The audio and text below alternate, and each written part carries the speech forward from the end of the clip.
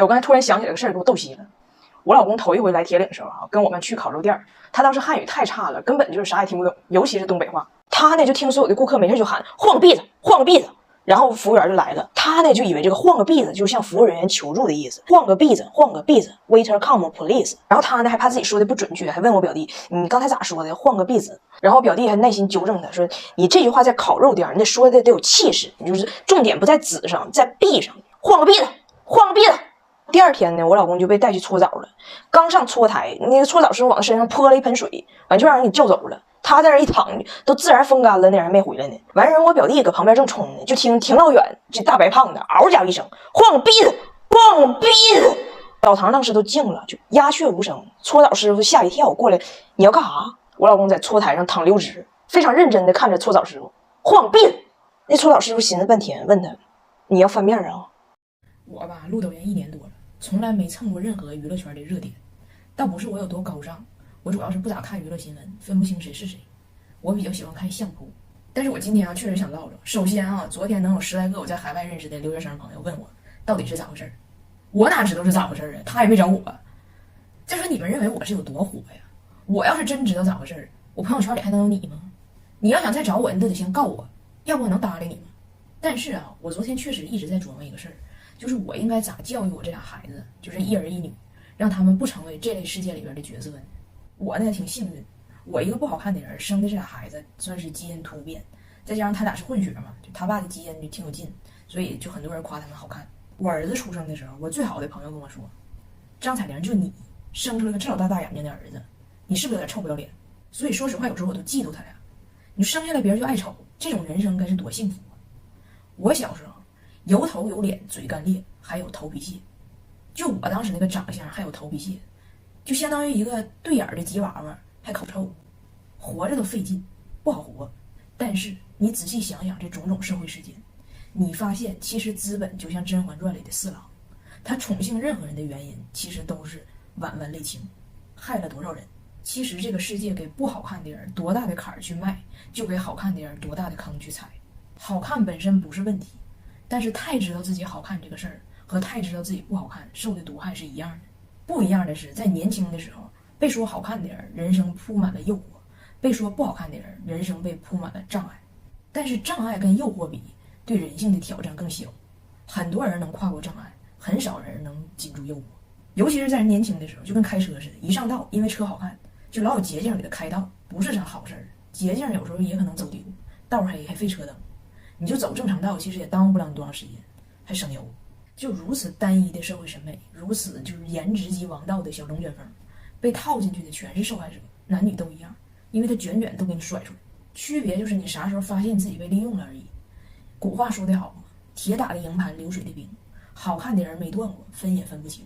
而那些没有颜值上绝对优势的人，你在天上被卷的，人在地上种地的，你被甩出来的时候，人家基本都完成人格自洽了。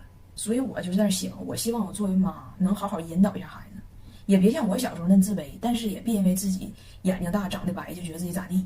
再说审美这玩意儿天天变，说不定他俩长大了就流行女生1.2米，络腮胡，然后不长眉毛的。而且他爸那么有劲的基因搁那摆着呢，27根头，他俩好不好看的，说不定哪天就秃了。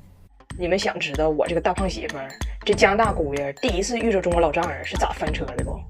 今天给你们讲讲吧。顺便说一句，爸呀，当初难为你了，谢谢你的体谅啊！父亲节快到了，祝你父亲节快乐。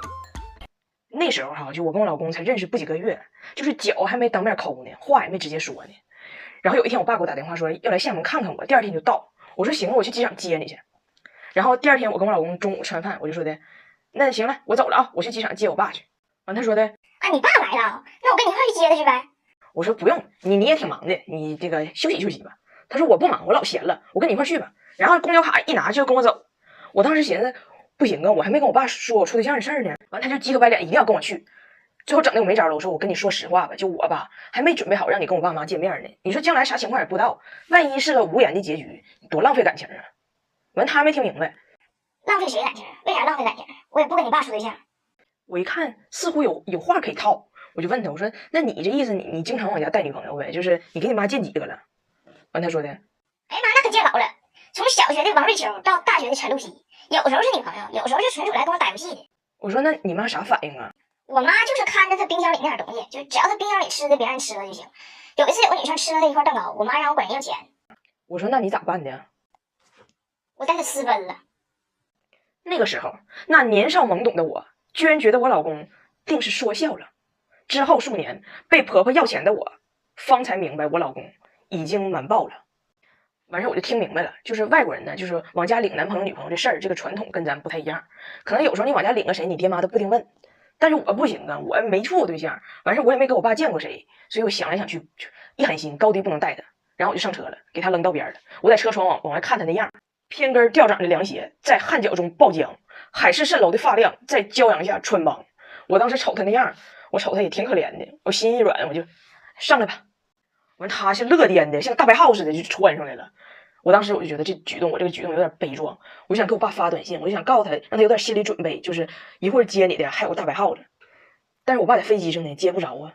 然后俺俩这边呢堵车，赶上我爸人那边呢还顺风，俺俩到时候人我爸已经着陆了，正往出走呢，就时间很紧张，我就没有时间跟我老公解释应该叫啥，应该说啥。完我老公这人呢，他虽然心眼不是很全，这时候也搁这琢磨呢，一会儿我应该说啥呢？我估计他当时那思路吧，就跟他学呗，他说啥我说啥。然后我爸就从远处就出现了，然后我就迎上去了。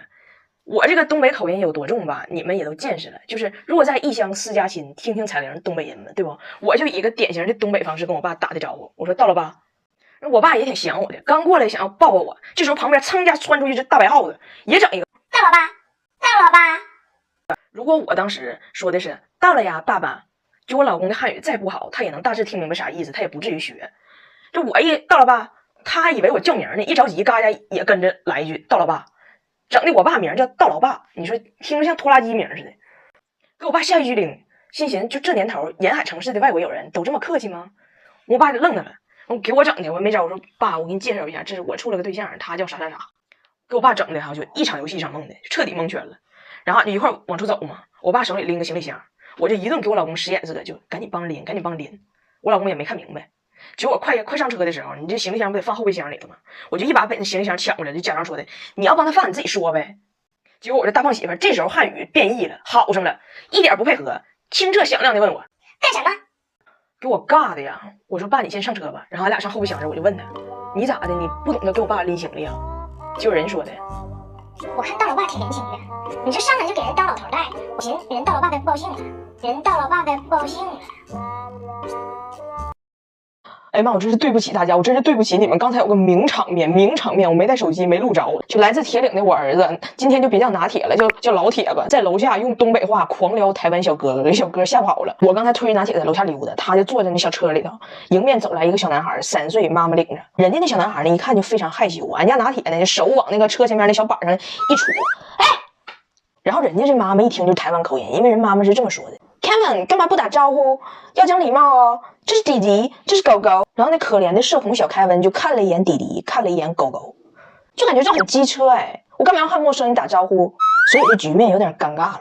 这时候拿铁呢，手往那婴儿车前面那小挡板上一杵，冲着3岁的台湾小男孩，哥，哎呦我的妈！